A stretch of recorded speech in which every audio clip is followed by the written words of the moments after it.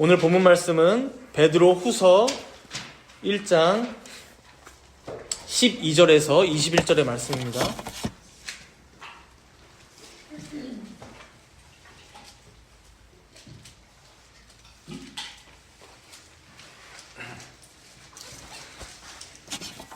신약성경 384페이지에 있습니다.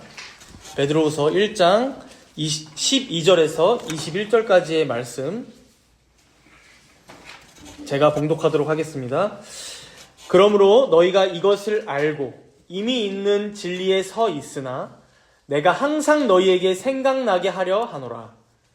내가 이 장막에 있을 동안에 너희를 일깨워 생각나게 함이 옳은 줄로 여기노니 이는 우리 주 예수 그리스도께서 내게 지시하신 것 같이 나도 나의 장막을 벗어날 것이 임박한 줄을 알미라. 내가 힘써 너희로 하여금 내가 떠난 후에라도 어느 때나 이런 것을 생각나게 하려 하노라. 우리 주 예수 그리스도의 능력과 강림하심을 너희에게 알게 한 것이 교묘히 만든 이야기를 따른 것이 아니요 우리는 그의 크신 위엄을 친히 본 자라. 지극히 큰 영광 중에서 이러한 소리가 그에게 나기를 이는 내 사랑하는 아들이요 내 기뻐하는 자라 하실 때에 그가 하나님 아버지께 존귀와 영광을 받으셨느니라. 이 소리는 우리가 그와 함께 거룩한 산에 있을 때에 하늘로부터 난 것을 들은 것이라. 또 우리에게는 더 확실한 예언이 있어 어두운 데를 비추는 등불과 같으니 날이 새어 샛별이 너희 마음에 떠오르기까지 너희가 이것을 주의하는 것이 옳으니라. 먼저 알 것은 성경의 모든 예언은 사사로이 풀 것이 아니니 예언은 언제든지 사람의 뜻으로 낸 것이 아니요 오직 성령의 감동하심을 받은 사람들이 하나님께 받아 말한 것임이라. 아멘.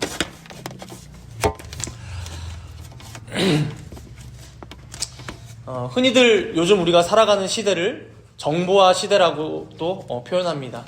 4차 산업혁명 시대를 다른 말로 정보화 시대라고도 표현하더라고요.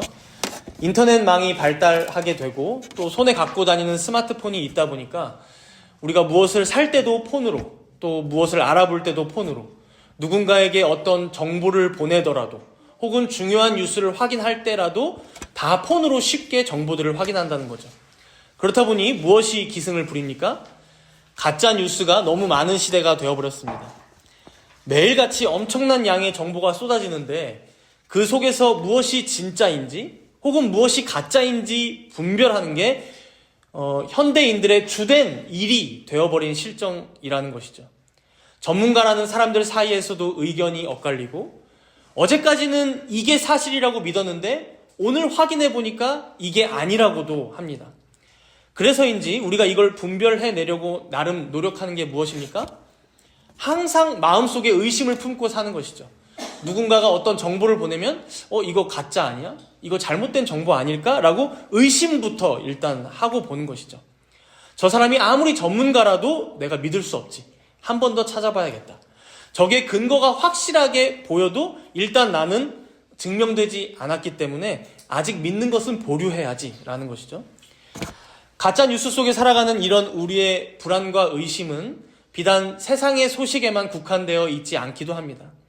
때로는 우리가 가지고 있는 신앙의 내용들, 가장 중요한 진리, 교리를 향해서도 우리에게 비슷한 질문들이 던져지고는 하죠. 예를 들어, 정말 예수님은 다시 오시는 거 맞아? 천국과 지옥은 정말 있는 거야? 그냥 신자들 겁주려고 만든 교리 아니야? 그래서 신앙생활 열심히 하고 헌금 많이 내게 하려고 하는 거 아니야? 혹은 성경에 나오는 기적이나 이적들은 현대 과학으로 설명이 안 되는데 그걸 정말 너희들은 믿니?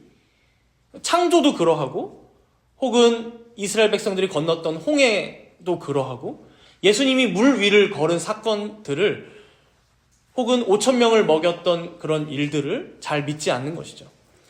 이런 질문들 앞에 설 때면 솔직히 우리의 믿음도 작아질 때가 있습니다. 맞다. 과학자들이 이미 빅뱅을 밝혀냈다는데 하나님께서 창조하셨다는 것은 그냥 신화적인 표현이 아닐까? 그래, 사람이 어떻게 물 위를 걸어? 물리적인 법칙에 따라서 사람은 가라앉는 게 맞지. 그건 그냥 표현상으로, 상징적으로 그렇게 기록한 거 아닐까? 문제는 그렇다면 우리가 믿는 것은 정작 무엇인지 회의적이고, 그리고 항상 의심하는 마음으로 우리의 신앙의 내용들까지 혹은 성경의 계시까지 바라보게 된다는 것이죠. 오늘 베드로후서의 말씀은 베드로 사도가 지금부터 약 2000년 전에 바로 이러한 영적인 싸움 한복판에 있었던 초대교회 성도들에게 보낸 편지입니다. 당시 교회 안에는 교묘한 말로 성도들을 미혹하는 거짓 교사들이 있었다고 말씀합니다. 이들은 교회의 가장 중요한 소망 중에 하나였던, 어쩌면 그 각박한 시대를 지내면서도 버틸 수 있었던 유일한 힘이었던 주님께서 다시 오신다는 그 재림의 소망을 조롱하고 비웃었습니다. 우리 본문 16절을 함께 읽어볼까요? 본문 16절입니다. 함께 읽습니다.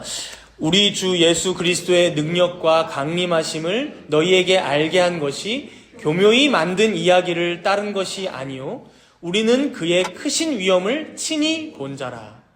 거짓 교사들이 말하기를 예수 그리스도의 능력과 다시 오심, 강림하심, 재림하심을 뭐라고 평가했다는 거예요? 교묘히 만든 이야기일 뿐이야. 여기서 이 이야기라는 이 단어는 헬라어로 미소스라고 합니다. 미소스. 신화라는 단어죠. 그래서 이게 영어로 되면서 어떻게 됐어요? 신화가 미스라고 하잖아요. 미스. 그렇죠? 그러니까 이건 진리가 아니야. 반드시 이루어질 유일한 신의 어떤 약속이 아니라 그냥 당시에 사람들이 지어낸 신화에 불과해. 너희들 그리스 로마 사람들이 믿었던 그 신화 알지? 그거랑 비슷한 내용이잖아. 제우스가 뭐 이 땅에 온다는 그런 내용이랑 비슷한 거 아니야? 이런 거짓 교사들이 일어나서 교회 내부에 있는 신자들을 미혹하고 있던 실정이었다는 것이죠.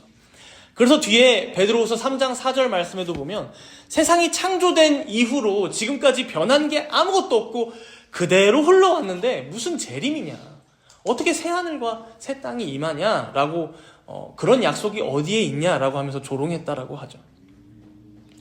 여러분, 이걸 지금의 우리들에게도 적용해 보자면 마치 오늘날 과학이나 역사 혹은 우리의 이성과 합리적인 경험으로 기독교 핵심인 진리들을 공격하고 의심하는 세상의 목소리들과 참 비슷하다는 거예요. 문제는 무엇입니까? 이러한 진리에 대한, 핵심 교리에 대한 어떤 의구심이나 불안함이 우리 안에 자리 잡게 되면 결국 그것으로 인하여 우리의 신앙생활 전부, 사실상 우리의 삶 전체가 무너져 내리기도 한다는 것이죠.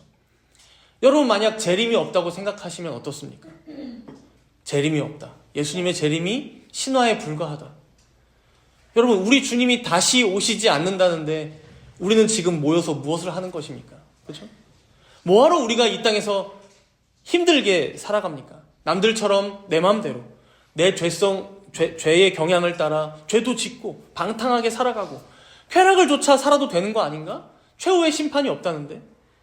지금 나의 이러한 신앙적인 애씀과 견딤이 별로 아무 소용없게만 느껴지게 된다는 것이죠. 요즘 주위를 둘러보면 우리가 다 이런 현실주의라고 할까요? 현실주의? 혹은 실용주의라고 할까요? 세상을 보다가 교회를 보면 이게 너무 뜬구름 잡는 소리인 거죠. 뭔가 손에 잡히는 게 없는 거죠. 교묘히 꾸며낸 신화같이 들리는 것이죠. 예전에 세상 사람들만 그렇게 얘기했다면 어느새 이러한 사상이 우리 안에까지도 들어와서 우리 마음 가운데 의심을 싹 틔우고 불안함을 조장하고 두려움을 갖게 하고, 그래서 이럴 거면 차라리 내가 세상을 향해 더 나아가는 게 맞지 않을까? 차라리 세상에서 나와 우리 가족들이 배불리 먹고 살아가는 게 더 맞는 게 아닐까 싶은 것이죠. 바로 오늘 본문은 이러한 교회의 절박한 상황 속에서 베드로 사도가 자신의 임박한 죽음을 앞두고 마지막으로 남기는 유언이라고 볼 수 있습니다. 그래서 본문 13절을 한번 보실까요? 13절에 보시면 내가 이 장막에 있을 동안에 라고 하죠. 즉 내가 남은 날이 얼마인지 모르겠지만 이 말만큼 내가 남긴다 라고 가장 중요한 말을 하고 있는 거예요. 14절에도 보시면 나의 장막을 벗어날 것이 임박한 줄을 내가 안다. 그러니까 죽음이 코앞에 와 있다는 것을 알면서 마지막 유언을 절실하게 남기는 것이죠. 이어서 15절 말씀 이렇게 말씀하죠. 우리 15절 함께 읽겠습니다. 내가 힘써 너희로 하여금 내가 떠난 후에라도 어느 때나 이런 것을 생각나게 하려 하노라. 오늘 제목에도 이 부분이 들어가 있죠. 오늘 본문에 보면 이 생각나게 하려 하노라 라는 말이 몇 번 나와요? 12절부터 15절까지 한번 보세요. 몇 번이 나와요? 생각나게 하려고 한다. 총 3번이 나오죠. 12절, 13절, 15절. 그렇죠? 그래서 12절에 내가 항상 너희에게 생각나게 하려 하노라. 13절에도 내가 너희를 일깨워 생각나게 함이 옳은 줄 안다. 15절에도 어느 때나 이런 것을 생각나게 하려 하노라. 지금 베드로의 간절한 심정이 느껴지죠. 더해서 여기 이 생각나게 한다라는 단어의 의미는 뭐 단순히 생각이라는 그런 말로도 볼 수 있지만 좀 이 의미를 우리가 고찰하고자 좀 길어서 주보 문제에 적어놨어요. 어떤 의미가 이 생각나게 한다라는 단어에 있냐면 이미 일어난 사건이나 사실을 끊임없이 기억하여 그 사건이 주는 영향 아래 지속적으로 머문다라는 의미를 갖고 있어요. 이미 일어난 사건이나 사실을 끊임없이 기억해서 그 사건이 나에게 주는 영향 아래에 지속적으로 머물러 있다라는 의미가 있어요. 그러니까 계속 과거에, 그러니까 잠깐 생각하고 끝이 아니라 끊임없이 과거의 어떤 사건을 다시 상기해내서 되새기면서 그 사건이 나에게 공급하는 어떤 유익과 은혜에 머물러 있으려고 하는 단어가 이 생각나게 하려 한다라는 거예요. 사실 그렇죠. 우리가 얼마나 잘 있습니까? 우리는 얼마나 자주 망각합니까? 매튜풀 목사님은 이 부분에서 우리는 아직 망각의 땅에 살고 있기 때문에 이미 알고 있는 진리의 내용이라 할지라도 그것을 다시 마음에 되새기는 것이 꼭 필요하다라고 말씀했어요. 날 위해 하나님의 아들이신 예수 그리스도께서 죽으셨다는 그 사실, 내가 그리스도 안에서 하나님의 자녀가 되었고 죄 용서 받았다는 그 사실, 장차 우리 주님 오실 때에 그 영광의 대열에 나 또한 참여하게 되리라는 그 사실, 이런 귀한 복음의 내용을 우리가 이미 알고 있지만 우리는 너무 잘 잊는다는 것이죠. 망각의 땅에 살고 있기 때문에. 더군다나 세상은 그런 거 다 가짜 뉴스 아니야? 신화에 불과하지 않아? 오늘 예배 시작하기 전에 주원이 어린이가 우리나라 무신론자가 50% 이상이래요 이렇게 얘기를 하던데 어디서 통계를 봤는지. 맞아요. 50% 이상이라고 저도 알고 있어요. 한 60% 된다고 뭐 어디서 봤던 것 같아요. 그러니까 신화로 보는 것이죠. 성경의 어떤 내용들을. 좋은 내용이긴 하지만 그것이 우리의 믿음까지도 흔듭니다. 요즘 이 시대는. 그렇기 때문에 우리는 어떠해야 합니까? 진리를 다시금 기억해내고 구속의 은혜를 깊이 묵상하며 그 은혜 아래 머무르고자 애쓰며 지내야 한다는 것이죠. 그래서 본문 12절 잠깐 보실까요? 이렇게 시작하죠. 그러므로 너희가 이것을 알고 이미 있는 진리에 서 있으나.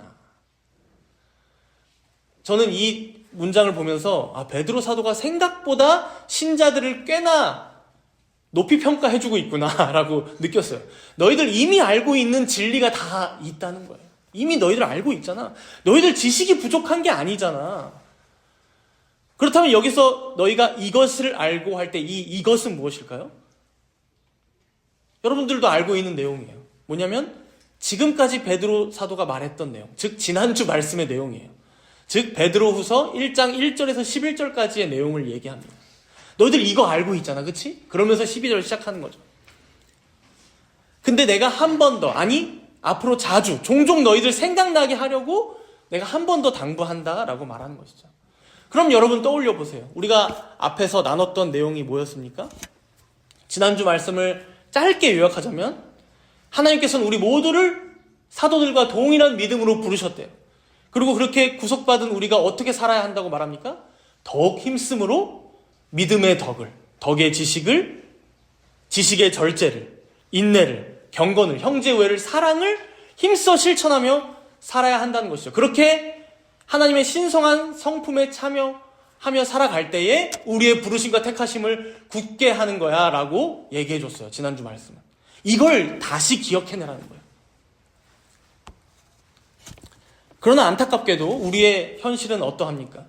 여러분의 지난 한 주간은 어떠셨습니까? 진정으로 하나님께서 사도들과 동일하게 주신 그 믿음으로 지난 한 주 동안 덕과 지식과 절제와 인내와 경건과 형제우애와 사랑을 힘써 실천하며 살아오셨습니까? 머리로는 어느 정도 압니다. 중요한 말씀인 것 같기도 하고 실천해야 하지라고 나름 지난주 주일에는 말씀드릴 때 다짐하며 돌아가셨을 수도 있어요. 그런데 우리는 어찌나 잘 잊고 망각하는지, 혹은 잠깐 기억이 날 때조차도 우리 마음에 어떠한 생각이 스며들어 옵니까? 더 나아지고자 애쓰기가 귀찮다. 이만하면 되었다. 내 삶에 뭐 특별한 문제도 없고, 내가 이 정도 안락하게 살아가면 되었고, 이 정도 문제 없이 흘러가면 되었고, 이 정도면 내가 그냥 우리 가족이 잘 살아가는 거 아닐까 싶은 안일한 마음이 스며들죠. 여러분, 저는 이 마음에 이렇게 이름을 붙이고 싶어요. 안락함과 현실 통제의 우상입니다. 안락함과 현실 통제의 우상. 오늘 우리가 본문을 통해 알 수 있는 첫 번째 경계해야 할 우상입니다. 안락함과 현실 통제의 우상. 즉 영원한 하나님의 나라, 장차 임하실 그리스도의 재림, 신자된 우리가 하나님의 신성한 성품에 참여하는 것, 이러한 것들은 너무 뜬구름 잡는 소리 같고 너무 멀게만 느껴져요. 부담스럽기도 합니다. 이걸 우리가 실천하며 살아간다는 게. 그러다 보니까 그보다 지금 당장 어때요? 내 눈앞에 보이는 현실, 내가 좀 더 편안하고 안락하게 누릴 수 있는 것들, 그리고 내가 내 손으로 친히 관리할 수 있고 통제할 수 있는 이 현실, 이 땅에 우리의 마음을 더 두게 되는 것이죠. 그러나 여러분, 베드로 사도는 오늘 본문에서 자신의 육신을 뭐라고 표현했습니까? 장막이라고 표현합니다. 장막, 자신의 육신. 이 장막을 떠날 때가 곧 다가온다. 장막이 뭐예요, 여러분? 캠핑 가면 치는 텐트예요. 텐트 뭐 몇 박 며칠 필 수 있지만 금세 어때요? 걷어갑니다. 그것처럼 베드로 사도는 이 땅은 영원히 우리가 거할 곳이 아니라 이 지금 죄악된 이 육신도 우리가 잠시 머물다가 떠나가야 할 임시 거처야 라고 말하는 거예요. 그런데 우리는 어떻습니까? 마치 이 장막이 영원한 내 집이 될 것처럼 꾸미는 데에, 안주하는 데에만 온 힘을 쏟으며 살아가진 않냐라는 것이죠. 하나님께서 예비하신 저 영원한 본향을 바라보며 살아가기보단 이 땅에서의 안락함과 성공을 마치 우리 신앙의 최종적인 목표인 것처럼 여기며 살아가고 있지는 않냐라는 것입니다. 바로 이러한 우리의 안락함에 대한 집착, 현실을 내 힘으로 통제하고 싶어하는 그 욕망이 우리로 하여금 하늘 소망을 잊고 살아가게 만듭니다. 잠시 있다 사라질 것들인데 이것에 마음을 빼앗기게 만들어서 진짜 영원한 것, 진짜 영원히 나의 소유가 되는 것을 놓치게 만들어버려요. 그렇다 보니 신앙의 성장이 멈추고 세상의 가치관과 타협하고, 결국 그런 건 다 신화 아니야? 주님이 뭐가 다시 오신다는 거야? 라고 말하는 이 회의주의의 속삭임에 우리의 믿음이 흔들리고 있는 것이죠. 사랑하는 정다문교회 성도 여러분, 여러분의 마음에도 혹시 이러한 안락함, 그리고 현실 통제의 우상이 자리 잡고 있지는 않은지 각자 되돌아보시기 바랍니다.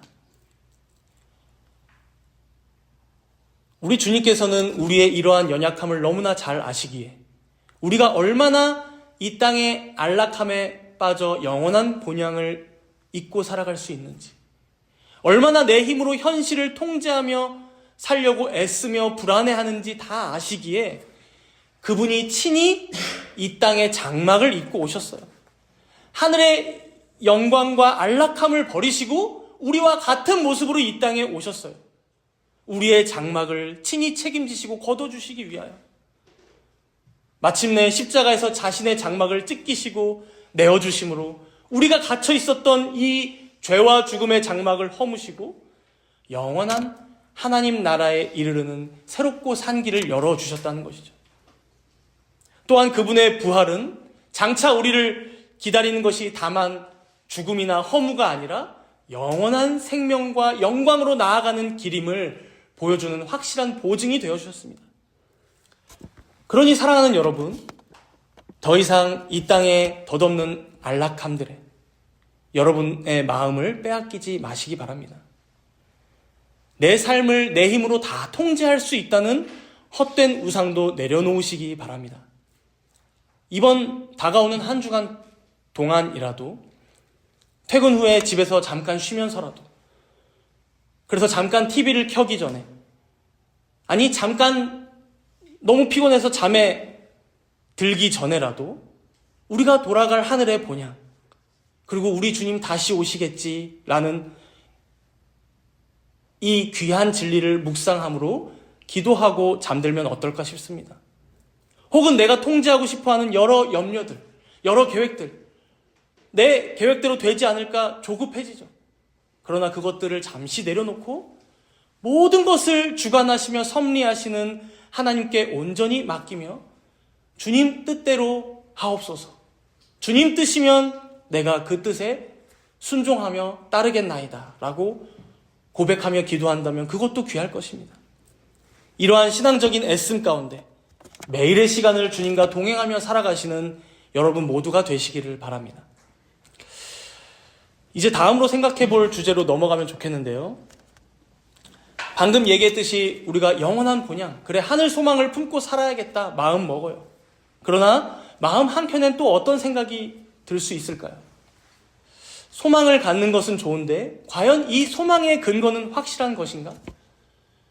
예수님 승천하신 지 몇십 년 지나지 않은 이때의 사람들도 이 거짓 교사들로 인하여 그 재림의 소망이 흔들렸었는데 2000년이나 지나서도 예수님이 다시 오시지 않고 있는 이 시대에는 더 교묘히 인간들이 만든 신화 같잖아요.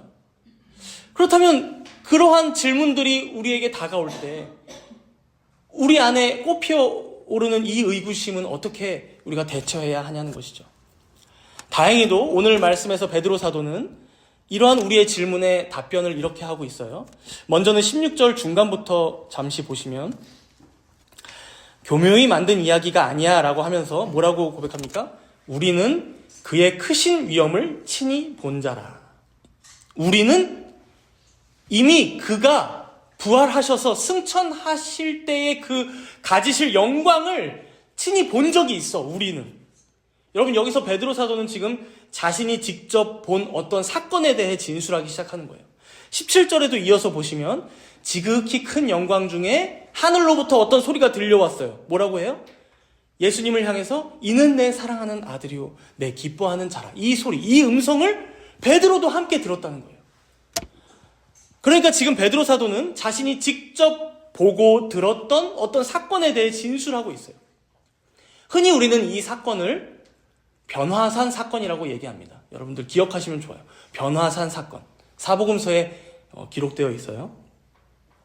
예수님께서 어느 날 베드로, 그리고 야고보, 요한 이 세 명의 제자를 데리고 산에 올라가셨는데 거기서 예수님의 용모가 갑자기 영광스럽게 변화되더니 얼굴이 해같이 빛나고 옷이 빛과 같이 희어지고 그래서 모세와 엘리야와 함께 대화를 나누고 하늘에서는 음성이 들려오기를 이는 내 사랑하는 아들이요 내 기뻐하는 자라. 그러니까 여러분들 제자들이 그냥 뿅 가죠. 여기에 당신들을 위한 초막셋을 지을까요? 여기서 영원히 살까요? 이렇게 이제 얘기하게 되는 장면이었어요. 그래서 지금 베드로는 이걸 우리가, 즉 우리는 우리 세 명이 누구예요 지금? 베드로, 야고보, 요한이에요.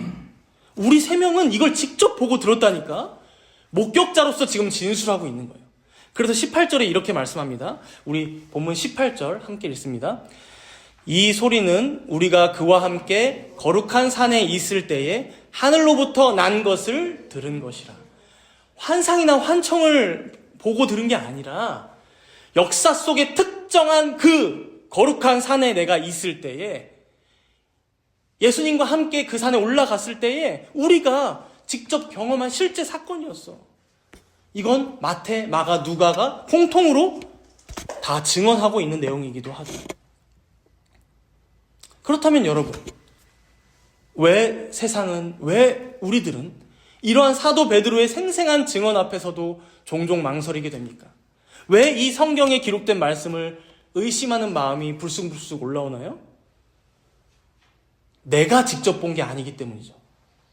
차라리 나에게 직접 보여주셨다면 내가 믿었을 텐데 라는 생각이 가끔 드는 것이죠. 베드로 사도가 이렇게 진술하고 있다 해도 2000년 전에 일어났던 사건 아니야? 내가 100년 전에 일어난 역사적 사건도 미스테리한 걸 많이 봤는데 이걸 내가 믿는 게 맞나 싶은 거죠. 예수님이 변화했다고? 과학적으로 그게 설명이 돼? 이런 기적이나 이적들은 그냥 신화적인 표현이 아닐까? 베드로 사도가 표현한? 우리는 어느새 우리가 가지고 있는 상식, 즉 우리의 이성이나 지성이나 우리의 경험을 기준으로 그것에 맞아야 진리, 그것에 맞지 않으면 어떤 신화적인 얘기, 이렇게 쉽게 판단하는 것은 아닐까 하는 것이죠. 사도들의 증언보다 과학에 더 권위를 두는 것은 아닌가 하는 것입니다. 이것을 오늘 우리가 생각해 볼 두 번째 우상, 지성과 합리성의 우상이라고 여러분들 기억하면 좋겠어요. 지성과 합리성의 우상. 성경의 어떤 말씀이나 사도들 혹은 선지자들의 어떤 증언을 내 지성, 내 머리로 이해가 되지 않으니까, 합리적으로 앞뒤가 맞지 않는다고 판단이 되니까 그저 성경을 신화적인 이야기로, 상징적인 이야기로만 전락시켜버리고 마는 것이죠.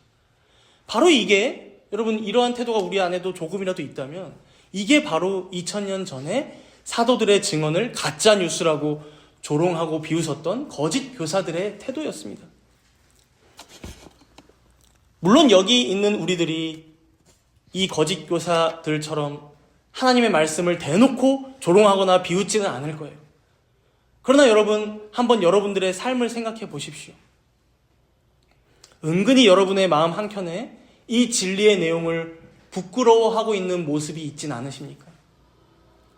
세상에서 바라볼 때 나의 믿음이, 나의 신앙이, 이 성경의 증언들이 참 허무맹랑하게 들릴 텐데, 허구적인 말로만 느껴질 텐데, 쉽게 말하면 가짜뉴스를 따르는 사람으로 나를 판단할 텐데, 하면서 나조차도 내가 부끄러워서 그러한 질문 앞에 진리를 변증하지 못하고, 나조차 때때로 그러한 말들에 내 믿음조차 흔들려버리고, 즉 지성과 합리성의 우상에게 패배하며 살아가고 있지는 않냐라는 것이죠. 이럴 때 여러분, 우리는 우리 기독교 신앙의 역사적인 기초를 다시금 확인해야 합니다.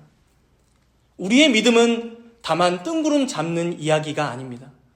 오늘 베드로 사도가 증언하는 이 변화산 사건의 말씀처럼 예수 그리스도의 동정녀 탄생, 그리고 예수 그리스도께서 실제로 사셨고 그가 가르치셨고 그가 기적을 베푸셨고 그가 십자가에서 죽으셨고 부활하신 것은 모두가 역사 속에서 실제 일어난 사건들입니다. 결코 꾸며낸 이야기라거나 실제가 아니라거나 지어낸 얘기가 아니라는 것이죠. 그렇다면 사랑하는 여러분, 우리가 이 세상을 현재 장악하고 있는 과학주의 혹은 회의주의 앞에서 넘어져서는 안 되지 않겠습니까? 물론 그들이 의심하고 의구심을 가지는 부분들이 무엇인지 귀 기울여 듣고 그 진리를 변증하고자 하는 우리의 노력과 이러한 작업은 꼭 필요하겠지만, 그들의 질문과 의심이라는 도전 앞에 우리의 믿음까지 흔들리며 마치 우리가 가진 이 믿음이 촌스러운 것처럼, 예수 그리스도의 죽으심과 부활하심을 지금도 믿고 살아가는 자들은 구시대 사람인 것처럼 여김받는 이 현실에 무릎 꿇어서는 안 된다는 것이죠. 하나님께서 행하시는 일, 그분이 자신을 계시하시는 방식은 때때로 우리의 이성과 상식을 초월합니다. 아니, 거의 많은 경우에 다 그러하죠. 그렇기에 믿음은 내 머리로 다 이해가 되지 않아도 하나님의 신실하심과 그분의 증언을 신뢰함으로 겸손히 그 앞에 엎드리는 것입니다. 사랑하는 성도 여러분, 혹시 여러분의 마음속에도 내가 직접 보기 전까진 믿지 않겠다라는 교만함이 있지는 않으십니까? 과학적으로, 상식적으로 납득이 되고 설명이 되어야만 성경의 내용을 내가 받아들이고 순종하겠다라고 생각하는 합리성의 우상이 자리 잡고 있지는 않으십니까? 만약 그러하다면 오늘 우리는 주님 앞에 이러한 우리의 교만함을 내려놓고 회개해야 할 것입니다. 나의 작은 머리로 주님의 크신 일을 판단하며 믿을 것과 믿지 않을 것을 재단하며 갈라놨던 그 교만함으로부터 돌이켜야 할 것입니다. 그리고 이제는 오히려 담대함으로 우리에게 주어진 이 놀라운 목격의 증언 위에 굳건하게 서서 또 한 명의 목격자요 증언자로서 이 생을 살아가시기 바랍니다. 우리가 손에 쥔, 우리가 오늘 읽고 있는 이 성경의 말씀은 여러분의 인생을 걸어도 될 만한, 아니 영혼을 걸고 존재를 걸 만한 진리임을 온전히 믿으시기 바랍니다. 우리의 믿음은 허구가 아닙니다. 견고한 역사적 사실 위에 세워져 있습니다. 더 이상 세상의 회의적인 목소리에 위축될 필요가 없습니다. 오히려 우리가 담대하게 믿는 바 이 복음의 진리를 증언하며 살아가시는 여러분이 되시기 바랍니다. 주변 사람들의 질문과 의심에 귀 기울여 주되 우리가 가진 소망의 이유를 온유함과 두려움으로 설명하며 살아가시기 바랍니다. 하나님의 어리석음이 사람보다 더 지혜로움을, 아니 초월적으로 지혜로움을 믿음으로 변화산의 영광을 직접 목격한 제자들처럼 우리 또한 주님의 영광을 바라보며 그분의 음성에 귀 기울이고 그분만을 따르기로 결단하는 은혜가 우리 모두에게 있기를 소망합니다. 지금까지 베드로 사도가 거짓 교사들에 대항해서 자신이 보고 들었던 이 변화산 사건으로 변증을 해왔다면요, 이제 오늘 본문을 마치면서는 한 걸음 더 여기서 나아가고 있는 모습을 보여줍니다. 우리 본문 19절을 함께 읽도록 하겠습니다. 19절입니다. 또 우리에게는 더 확실한 예언이 있어 어두운 데를 비추는 등불과 같으니 날이 새어 샛별이 너희 마음에 떠오르기까지 너희가 이것을 주의하는 것이 옳으니라. 여기서 말하는 더 확실한 예언이 뭘까요? 먼저 여기 예언이라는 단어는 사실 예언의 말씀이라고 번역해야 더 맞습니다. 예언의 말씀. 그래서 예언하면 흔히 미래에 일어날 일들에 대한 어떤 예언이라고만 생각하는데 여기서는 좀 더 깊은 의미로 예언의 말씀. 그래서 다른 한글 성경들은 다 예언의 말씀이라고 번역했더라고요. 그렇다면 이 당시 베드로에게 이 예언의 말씀, 하나님의 말씀이라면 무엇을 지칭하는 단어였을까요? 베드로에게 예언의 말씀, 하나님의 말씀이야. 구약 성경이죠. 여러분, 이때는 신약 성경이라고 딱 정리된 성경이 있지 않았잖아요. 그러니까 구약에 쓰여진, 선지자들을 통하여 쓰여진 그 말씀, 구약 성경을 의미하는 단어라고 보시면 됩니다. 즉, 지금 베드로는 뭐라고 얘기하는 거예요? 내가 보고 들은 것들, 이게 다만 나와 야고보와 요한 이 세 명의 증언이라서 너희들이 믿기 힘들다면 그보다 더 확실한 증언이 있어. 뭐예요? 구약 성경의 말씀을 봐라. 이미 구약에서부터 하나님께서는 예수님을 향해 내 사랑하는 아들이라고 지칭하셨다. 여러분, 시편 2편 7절의 말씀을 지금 베드로 사도는 떠올리며 얘기하는 거예요. 어떤 말씀이에요? 너는 내 아들이라 오늘날 내가 너를 낳았도다. 또 내 기뻐하는 자라라고 말씀하신 내용은 이사야 42장에도 예언되어 있어요. 베드로 사도는 지금 자신의 증언보다, 자신의 경험보다 더 확실한 증거가 있잖아. 뭐다? 기록된 성경의 말씀이 더 확실하다. 이보다 확실한 우리 믿음과 신앙의 근거가 되는 것은 없다라고 말하는 거예요. 지금 우리로 치면 무엇입니까? 베드로 사도가 지금 여기 기록해놓은 오늘의 이 말씀, 즉 베드로 후서의 이 말씀 또한 우리에게 지금까지 증거의 효력을 갖고 하나님과 그의 아들 예수 그리스도에 대해 증언하고 있는 거예요. 이 말씀을 우리가 믿지 않는다면 너희들은 무엇을 믿고 살아가겠니? 라고 되묻는 것이죠. 그렇게 이 확실한 예언이 우리의 무엇이 된다라고 말씀하는 거예요? 마치 어두운 세상을 살아가는 우리들에게 이 말씀이야말로 등불이 되어준다라고 말하는 거예요. 여러분들 캄캄한 밤에, 그래서 한 치 앞이 보이지 않는 그 길에서 한 걸음조차 내딛기 힘들 때에 등불 하나만 있어도 얼마나 우리에게 위안이 되고 든든합니까? 하나님의 말씀이 바로 그런 어두운 우리의 삶과 같은 인생에 그 등불의 역할을 한다는 거예요. 온갖 가짜 뉴스로 점철된 세상에서 뭘 이제는 믿어야 할지 모르는 이 시대 가운데 죄와 거짓이 난무한 상황 속에서 여러분 그 벼랑 끝에 몰리더라도 우리는 등불이 되는 무엇이 있어요? 진리인 하나님의 말씀이 있어요. 세상에 아무것도 믿을 수 없는 그때가 오더라도 우리는 무엇을 믿을 수 있어요? 하나님의 말씀. 이 진리의 말씀을 믿을 수 있는 것이죠. 문제는 무엇입니까? 이런 하나님의 말씀을 대하는 우리의 태도입니다. 이걸 해석하는 우리의 자세를 지금 베드로 사도는 지적하고 있어요. 우리 본문 20절을 한번 읽어볼까요? 본문 20절입니다. 함께 읽습니다. 먼저 알 것은 성경의 모든 예언은 사사로이 풀 것이 아니니. 그러니까 이 등불과 같은 말씀을 어떻게 푼다는 거예요, 사람들이? 사사로이 푼다는 거예요. 성경의 말씀을 사사로이 푼다. 이게 이제 우리가 마지막으로 생각해 봐야 할 세 번째 우상, 자율성과 자기 권위의 우상이라고 여러분들 기억하시면 좋을 것 같아요. 자율성과 자기 권위의 우상.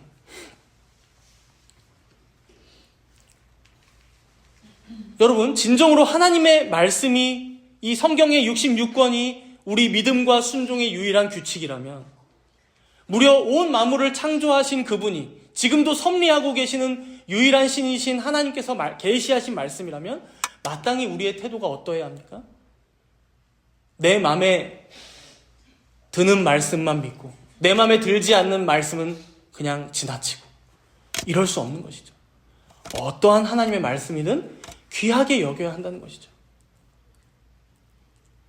내 마음대로 어떤 말씀들은 넘어가고 포기하는 태도를 오늘 베드로 사도는 그렇게 하나님의 말씀은 사사로이 풀어서는 안 되는 거야 라고 말하는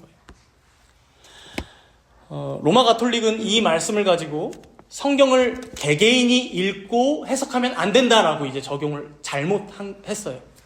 그러나 종교개혁자들은 신자들 개개인이 성경을 성령의 조명하심 가운데 건전하게 읽고 해석하는 것은 너무 좋지만 그야말로 자기 입맛대로, 여러분들 특강 소일이 문답 공부하시면서 거기 큐티 하는 장면 기억나시죠? 그냥 말씀을 읽고 자기 마음대로 그냥 적용을 해버리는 식, 그렇죠? 전체 성경의 어떤 하나님의 그 일관된 뜻은 고려하지 않고 자기 마음대로 그냥 해석해서 먹는 식. 예수님 동정녀의 탄생은 도저히 과학적으로 맞지 않으니 잘라내고, 예수님의 십자가 죽음은 나를 위해서 죽으셨다고 하니까 그 사랑은 믿고, 여러분 이런 식으로 이제 사사로이 풀어서는 안 된다는 것이죠.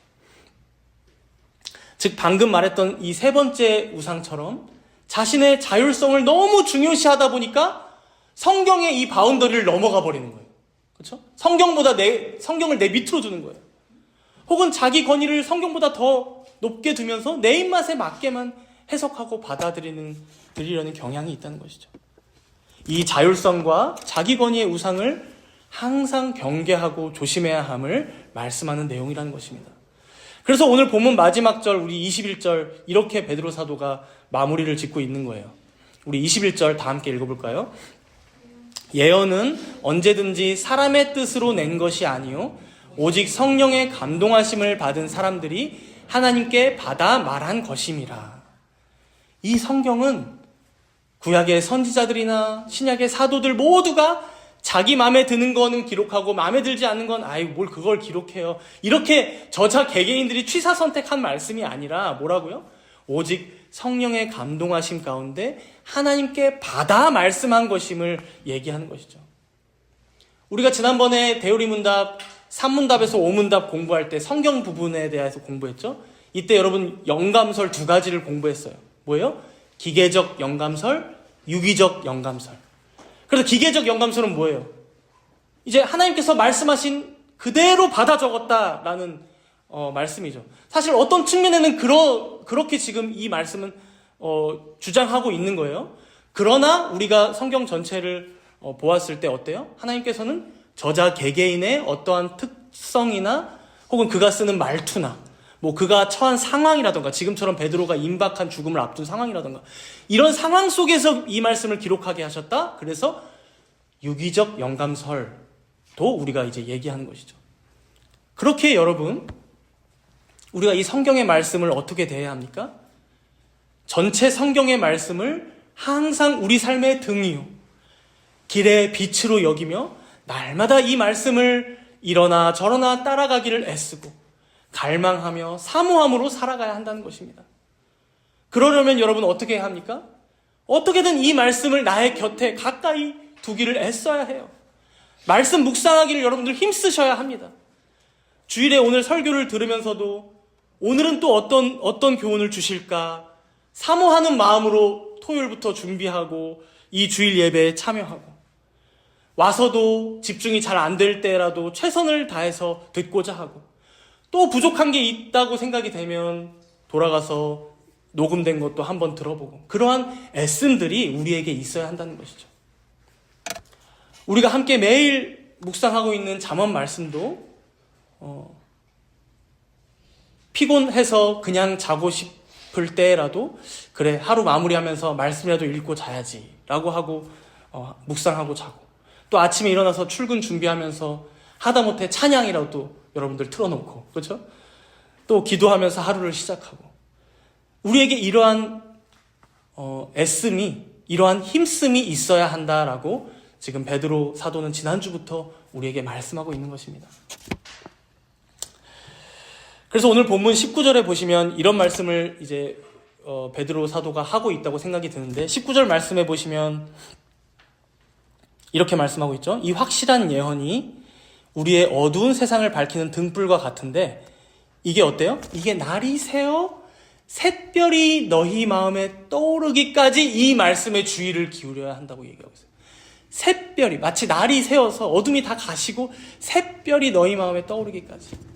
여기서 이 샛별이 마음에 떠오른다라는 말에는 중의적인 의미가 담겨 있어요. 먼저는 성경에 보면 예수님을 샛별이라고 표현합니다. 그래서 민수기 말씀에도 요한계시록 22장 말씀에도 예수님을 별이라고 지칭하면서 그 샛별이 떠오를 때를 우리 예수님이 다시 오실 때를 지칭하는 말이기도 해요. 그러니까 재림하실 때까지 우리 주님이 다시 오실 때까지 이 말씀에 주의를 기울이며 너희들은 지내야 한다라고도 말하는 의미가 되고요. 또 다른 하나는 우리 개인에게 적용해 볼 수 있어요. 마치 이 예수님이라는 샛별, 이 은혜가 우리 마음에 떠오르기까지, 즉 하나님의 은혜의 샛별이 우리 마음에 떠오르기까지 이 말씀에 집중해서 깊은 관심과 주의를 기울이며 읽고 묵상해야 한다라는 의미도 됩니다. 여러분 우리가 말씀 묵상하다 보면 어때요? 뭐 별로 나에게 뭐 큰 감화 감동도 없는 것 같고 이 말씀이 뭐 그렇게 크게 나에게 여러분 이제 그렇게 생각하지 마시고 우리의 마음을 준비하고 또 우리의 마음에 은혜 주시기를 기도하고 또 성령의 조명하심을 구하면서 우리 마음 가운데 은혜의 샛별이 떠오르기까지 말씀의 그 은혜 아래 머물러라라고 말씀하는 거예요. 사랑하는 여러분, 우리의 현실은 참 가혹합니다. 가면 갈수록 가짜뉴스는 더 많아질 것만 같고 그래서 무슨 광고를 내가 믿어야 할까 싶기도 하고 어떤 전문가의 말을 내가 따르며 살면 맞을까 더 헷갈리기만 한 시대인 것 같아요. 교회 또한 마찬가지가 되었습니다. 어떤 목사가 하는 말씀이 바른 말씀일까? 정말로 신자들을 깨우치고 돌이키게 하는 말씀이 저 말씀인가? 삼위 하나님의 영광을 정말 밝히 드러내는 말씀은 어디에 있는가? 찾기가 힘든 어두운 시대를 우리는 마주하고 있습니다.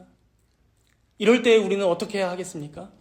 오늘 베드로 사도의 권면처럼 날이 새어, 즉 이 어두움이 다 지나갈 때까지, 즉 우리 주님 다시 오실 때까지, 그리고 날마다 우리 마음에 은혜의 샛별이 떠오르기까지 그렇게 하나님의 은혜가 우리 모두에게 충만하게 임할 때까지 하나님의 말씀을 또 기억하고 또 생각해내고 또 다시 상기하고 또 다시 되짚어보고 곱씹고 묵상하며 그 은혜 아래 머무르며 갈망하며 사모함으로 지내야 한다는 것입니다. 그렇게 우리의 안락과 현실 통제의 우상, 또 지성과 합리성의 우상, 그리고 자율성과 자기권위의 우상을 물리치며 대항하고 저항하며 살아가는 우리 모두가 되기를 소망합니다. 이 저항에는 왕도가 없습니다. 하나님께서 우리에게 베풀어 주신 은혜의 방편들, 즉 하나님의 말씀을 내가 직접 읽는 것, 설교를 내 귀로 직접 듣는 것, 그리고 주께서 베푸시는 성례, 즉 세례와 성찬에 부지런히 성실히 참여하는 것, 그리고 주께서 가르쳐 주신 대로 기도함으로 하나님의 뜻이 이 땅 가운데도 이루어지기를 사모하는 것, 이 은혜의 방편들을 굳게 붙들고 날마다의 삶 가운데 다시금 떠오르실 그 샛별, 그 주님의 은혜를 기다리며 살아가시는 모든 성도님들 되시기를 축복합니다. 우리 함께 기도하도록 하겠습니다. 오늘 우리는 베드로 사도의 마지막 간절한 외침을 들었습니다. 흔들리는 세상 속에서 우리를 넘어뜨리려 하는 수많은 회의주의와 우리 안에 연약한 우상들 앞에서 우리가 무엇을 진정 붙들고 살아가야 할지를 다시금 깊이 생각하게 됩니다. 이제 잠시 간절한 기도로 나아갈 때 나의 연약함과 내 안에 숨겨진 우상들을 하나님 앞에 정직하고 진솔하게 고백하며 오직 그리스도 안에 있는 확실한 능력과 소망을 의지하는 우리가 되게 해달라고, 그렇게 날마다 하나님의 은혜의 그늘 아래 머물며 살아가는 우리 모두가 되게 해달라고, 그래서 은혜의 샛별이 우리 정다문교회 모든 성도들의 마음 가운데 날마다 떠오르게 해달라고 우리 간절히 함께 기도하도록 하겠습니다.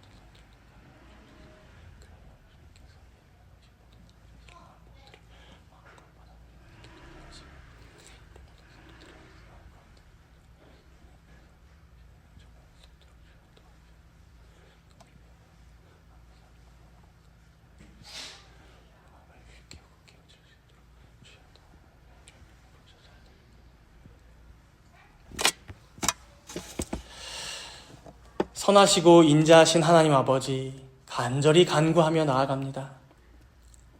교묘히 꾸며낸 신화가 아닌 사도들의 생생한 목격의 증언과 성령의 감동하심으로 기록된 이 하나님의 말씀 위에 저희의 믿음과 신앙을 굳게 세우게 하여 주옵소서. 성령 하나님, 우리에게 힘을 주셔서 세상에서 우리를 엄습해오는 회의주의와 또 우리 안에 불쑥불쑥 일어나는 우상들과 싸워 이기게 하시고 우리 주님 다시 오실 때까지 이 믿음의 길을 담대히 걸어가는 우리 모두가 되게 하여 주옵소서. 다가오는 한 주간도 날마다 우리 마음의 샛별이신 예수님이 떠오르시기까지 주님의 말씀을 곁에 두고 가까이 하며 읽고 묵상함으로 그 은혜에 감사하며 살아가는 여기 모인 정다문교회 모든 성도들이 되게 하여 주옵소서.